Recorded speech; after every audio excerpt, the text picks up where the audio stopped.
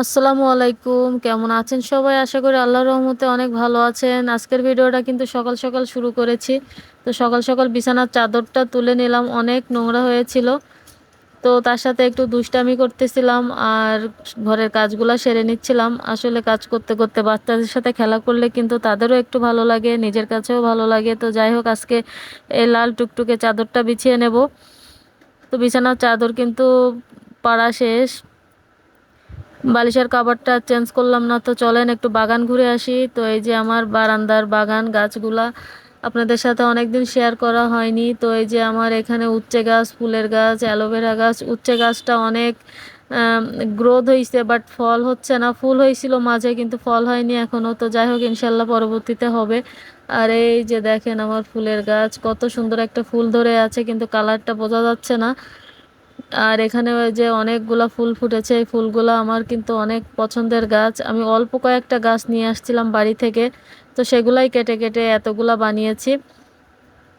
আর এখানে ওই যে অনেকগুলা গাছ লাগিয়েছি। তো মাঝে মাঝে চিন্তা করি বাসা যখন ছেড়ে দেব তখন আমার গাছগুলার কি হবে। তো যাই হোক, আল্লাহ একটা ব্যবস্থা করে দেবে। আর এই গাছটা কিন্তু আগের দিন আমি রাস্তার সাইড থেকে তুলে নিয়ে এসেছিলাম, সেটা আপনাদের সাথে আর শেয়ার করা হয়নি। আসলে একটু ভয়ে ভয়ে ছিলাম, রাস্তার সাইড থেকে গাছগুলা তুলে নিয়ে আসছিলাম, যদি আমাকে চোর বলে তাড়া দেয় তো সেটা তো ভিডিওতে উঠে আসবে, এই জন্য আর ভিডিও করিনি আমি। আর এই যে আমার খুব সুন্দর ফুলের গাছ, কালারটা মাশাল্লাহ।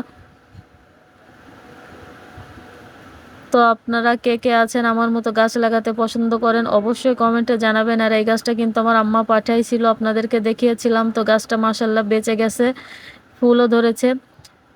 তো বাজারে গিয়েছিলাম একটু কি বলে এটাকে, মেহেদি নিয়ে আসলাম আর লেবু নিয়ে আসলাম, একটু মাথায় দেব।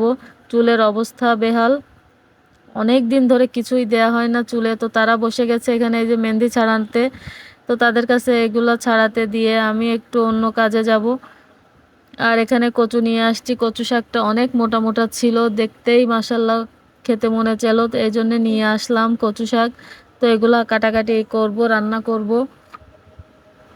তো তারা এখানে এই যে মেহেদিগুলা বেছে নিচ্ছে, আর আমি অন্য অন্য উপকরণগুলা রেডি করে নেব। আজকে একটা প্যাক বানাবো, জানি না কেমন হবে। এরকম ধরনের প্যাক আমি আগে কখনো বানাইনি, ফার্স্ট টাইম।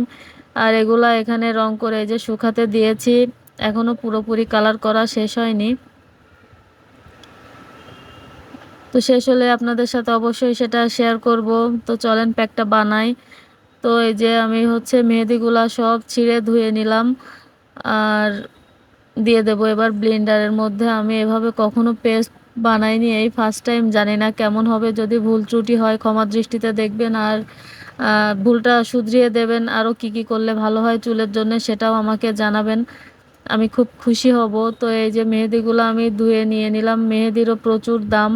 আমরা তো যখন বাড়ি ছিলাম কখনো মেহেদি কিনে মাখিনি, গাছ থেকে তুলে নিয়েই মেখেছি। আর এখানে ছোট্ট ছোট দুইটা মেহেদির আটি নিল আমার কাছ থেকে 40 টাকা। বললাম যে 3টা 50 রাখেন, তাও দিল না। তো যাই হোক, এখানে দিয়ে দিলাম পেঁয়াজ, আমলকি আর একটা লেবুর রস, আর সাথে কিন্তু একটা ডিমও দেব, জানি না ফলাফল কি হবে।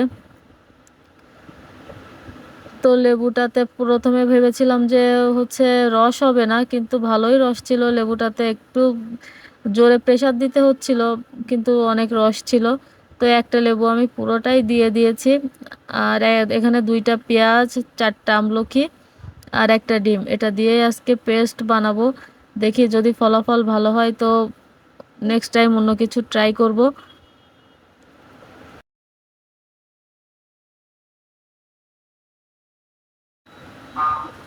তো এবার ডিমটা ফাটিয়ে দিয়ে দেব।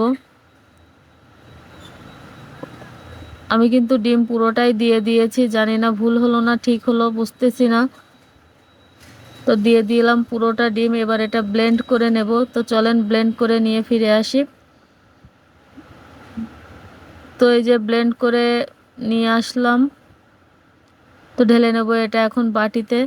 আর আমি কিন্তু পরবর্তীতে এটা ছেঁকে রসটাই শুধু মাথায় দিয়েছি, পুরোটাই মাথায় দিইনি, কারণ মেহেদির এই যে গোটা গোটা যে অংশটা সেটা হচ্ছে ছাড়াতে অনেক কষ্ট হয়ে যায়। তো মাথায় মেহেদি দিয়ে কি করব, তো বসে গেলাম শাকগুলা কাটার জন্য। ভাবলাম বসে বসে সময় নষ্ট করে লাভ নাই, শাকগুলা কেটে নিই। তো শাকগুলাই কাটতেছিলাম। ডাঁটাগুলো কিন্তু অনেক মোটা মোটা ছিল। ঢাকা শহরে সচরাচর মোটা ডাঁটা পাওয়া যায় না, চিকন চিকন শাকগুলাই পাওয়া যায়। আর ঢাকার মানুষ কিন্তু শুধুই হচ্ছে কচু শাকের পাতা খেতে পছন্দ করে। আর আমরা যারা সাতক্ষীরার মানুষ আছি, আমরা কিন্তু ডাঁটা আর পাতা একসাথে খেতেই পছন্দ করি। আসলে এক এক অঞ্চলের মানুষ এক এক রকম খেতে বোঝে।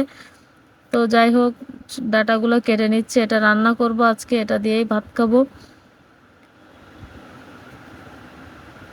তো কচু শাক কার কার পছন্দের? আমার কিন্তু কচু শাক অনেক পছন্দ, আমার ঘরে সবাই কচু শাক অনেক পছন্দ করে।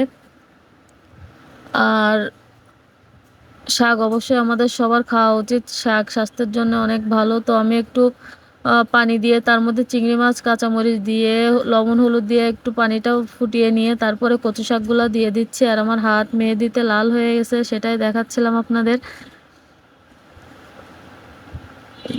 তো শাকটা খুব সুন্দর করে সিদ্ধ করে নিয়ে তারপরে আমি বাগার করে নেব। তো শাকটা একটু বেশিক্ষণ ধরে সিদ্ধ করতে হচ্ছিল, কারণ ডাঁটাগুলা গলতেছিল না। অনেকক্ষণ ধরে সিদ্ধ করে তারপরে বাগার দিতে হলো। এই যে শাক রান্না শেষ, তো এখন ভাত খাওয়ার পালা। নিয়ে নিলাম প্লেটে ভাত, এটা মেয়ের জন্য বেড়ে নিচ্ছি। তাদেরও এখন শাক খেতেই হবে, না খেলে হবে না, বললো যে শাক দিয়েই ভাত খাবো। তো বললাম যে চলো ঠিক আছে। তো আমিও এবার নিয়ে নিলাম শাক, আর মেয়েকে খাইয়ে দেব, দেখি সে কি বলে। সে অবশ্য শাক খেতে খুব একটা পছন্দ করে না, তারপরেও তাকে একটু খাওয়াবো। তো এই যে তার গালে তুলে দিলাম। তো খাওয়া দাওয়া শেষ করে গিয়েছিলাম একটু মেলা বা হাট, যে যেটাই বোঝেন। ঢাকা শহরে কিন্তু প্রতিদিনই কোনো না কোনো জায়গায় এরকম ধরনের মেলাগুলো হতে থাকে। তো এটা আমাদের এলাকাতেই ছিল, তো ভাবলাম যাই একটু হাঁটতে হাঁটতে ঘুরে আসি। তো এখানের ফুলগুলো অনেক সুন্দর, আর এখানে জুতা নিয়ে বসেছে। আর কেনাকাটা করতে করতে আমার টাকা শেষ, তো আবার বাসায় এসে টাকা নিয়ে যাচ্ছিলাম। তো এই যে মেলার কাছাকাছি চলে আসলাম। তো আজকের ভিডিওটা আর বেশি বড় করব না, আজকের ভিডিওটা এই পর্যন্ত। সবাই ভালো থাকবেন, সুস্থ থাকবেন। যে যেখান থেকে দেখছেন অবশ্যই লাইক কমেন্ট শেয়ার করে দেবেন। আল্লাহ হাফেজ।